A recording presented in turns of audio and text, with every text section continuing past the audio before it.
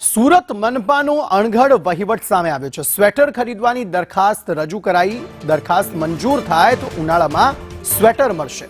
વર્ગ 3-4ના કર્મચારીઓ માટે સ્વેટર ખરીદવામાં આવશે। સ્વેટરની ડિલિવરી માટે 60 દિવસનો સમયગાળો નક્કી કરાયો છે।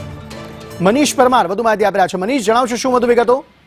जी बिल्कुल, बात करिए तो सूरत महानगरपालिका विवादमां आवती होय छे, कोन्ट्राक्ट ने लईने के पछी अन्य कोई बाबत ने लईने। त्यारे फरी एकवार सूरत महानगरपालिकानुं तंत्र विवादमां आव्युं छे। महानगरपालिकानो अड़धर वहीवट छे जे सामे आव्यो छे। वर्ग 3 અને 4ના કર્મચારીને સ્વેટર આપવામાં આવે છે, પરંતુ શિયાળો પૂરો થયા બાદ આ જે સ્વેટર આપવાના નિર્ણયને લઈને અનેક ચર્ચાઓ ચાલુ થઈ છે। બીજી બાજુ વાત કરીએ તો આ તમામ જે ખર્ચો છે તે 120 કરોડ રૂપિયાના ખર્ચે જે દરખાસ્ત જે શાસક પક્ષે મંજૂર કરવામાં આવી છે।